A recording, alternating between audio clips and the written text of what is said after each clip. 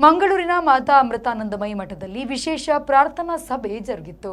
ಪೂರ್ವನ ಶ್ರೀ ಬ್ರಹ್ಮಸ್ಥಾನಂ ಕ್ಷೇತ್ರದಲ್ಲಿ ಶಿವಶಕ್ತಿ ಹೋಮದೊಂದಿಗೆ ಚಾಲನೆ ದೊರೆಯಿತು. ಸ್ವಾಮಿನಿ ಮಂಗಳಾಮೃತ ಪ್ರಾಣರವರ ಉಪಸ್ಥಿತಿಯಲ್ಲಿ ಬ್ರಹ್ಮಚಾರಿ ರತೀಶ್ ಹೋಮ ನೆರವೇರಿಸಿದರು. ಅರ್ಚಕ ಗೋವಿಂದ ಸಹಕರಿಸಿದರು.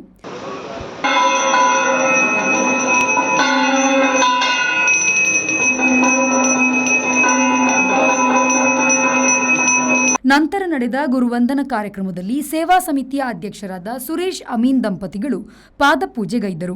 ಈ ಸಂದರ್ಭದಲ್ಲಿ ಆಶೀರ್ವಚನವಿತ್ತು ನುಡಿದ ಸ್ವಾಮಿನಿ ಮಂಗಳಾಮೃತ ಪ್ರಾಣ ಇಲ್ಲಿನ ಅಮ್ಮನ ಭಕ್ತರು ಮತ್ತು ಸ್ವಯಂ ಸೇವಕರು ಕಳೆದ 7 ವರ್ಷಗಳಿಂದ ಅಮ್ಮನವರ ಆಗಮನ ಹಾಗೂ ಅಪ್ಪುಗೆಯ ಅನುಗ್ರಹವನ್ನು ಪಡೆದು ಆಂತರಿಕ ಪರಿಶುದ್ಧತೆಯೊಂದಿಗೆ ಜೀವನದಲ್ಲಿ ನವಚೈತನ್ಯ ಪಡೆಯಲು ಕಾತರದಿಂದ ಕಾಯುತ್ತಿದ್ದಾರೆ.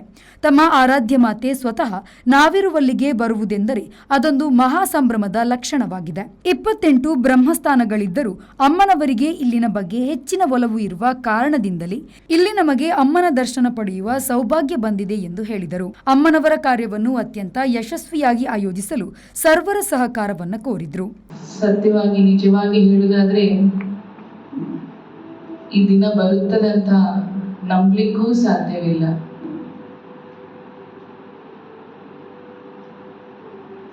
ಇವತ್ತು ನಾವು ಮಾನಸಿಕವಾಗಿ ಅಮ್ಮನನ್ನು ಬರಮಾಡಿಕೊಂಡು ಅಮ್ಮನ ಪಾದಪೂಜೆಯನ್ನು ಮಾಡುತ್ತಾ ಇದ್ದೇವೆ. ಅಮ್ಮನ ಜನ್ಮ ನಕ್ಷತ್ರದ ದಿವಸ ಇದು, ಅಕ್ಷಯ ತೃತೀಯ ಕೂಡ. ಅಂದರೆ ನಾವು ಇವತ್ತು ಮಾಡಿದಂತಹ ಒಳ್ಳೆಯ ವಿಚಾರವನ್ನ, ಭಕ್ತಿಯನ್ನ, ಅರ್ಪಣೆಯನ್ನ, ಸಮರ್ಪಣೆಯನ್ನ, ಪೂಜೆಯನ್ನ. ವಿಶೇಷ ಪೂಜೆ ಉದಯಾಸ್ತಮಾನ ಪೂಜಾ ಪ್ರಚಾರಕ್ಕೆ ಡಾಕ್ಟರ್ ಜೀವರಾಜ್ ಸೊರಕೆ ಚಾಲನೆಯನ್ನ ನೀಡಿದರು.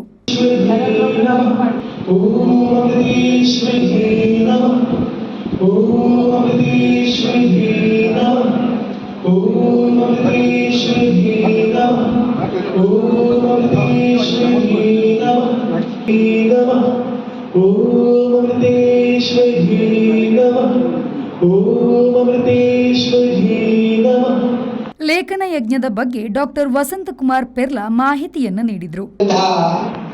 ಕಾರ್ಯಕ್ರಮ ಅಂದ್ರೆ ಉದಯಾಸ್ತಮಾನ ಪೂಜೆ. ಹೌದು, ಬ್ರಹ್ಮಸ್ಥಾನದಲ್ಲಿ ಬೆಳಗ್ಗಿನಿಂದ ಸೂರ್ಯೋದಯದಿಂದ ಸೂರ್ಯಾಸ್ತದವರೆಗೆ ವಿವಿಧ ಹೋಮಗಳು, ಪೂಜೆಗಳು ನಡೆಸಲ್ಪಡುತ್ತದೆ. ಅದು ಯಾರು ಆ ಪೂಜೆಗೆ ಸಂಕಲ್ಪವನ್ನು ಮಾಡಿದ್ದಾರೆ, ಯಾರು ಆ ಪೂಜೆಗೆ ಬುಕ್ ಮಾಡಿದ್ದಾರೆ, ಉದಯಾಸ್ತಮಾನ ಸಾಮೂಹಿಕ ಲಲಿತ ಸಹಸ್ರನಾಮದ ಬಗ್ಗೆ ಕಲ್ಪನಾ ಭಾಸ್ಕರ್, ಸಿಎ ವಾಮನ್ ಕಾಮತ್, ಕೃಷ್ಣ ಶೆಟ್ಟಿ, ಯುವ ಘಟಕ ಆಯುಧ್ ಅಧ್ಯಕ್ಷೆ ಅಡ್ವೊಕೇಟ್ ಸ್ವಸ್ತಿ ಶೆಟ್ಟಿಯವರು ಕಾರ್ಯಕ್ರಮದ ಆಯೋಜನೆಯ ಬಗ್ಗೆ ಮಾಹಿತಿಯನ್ನು ನೀಡಿದರು.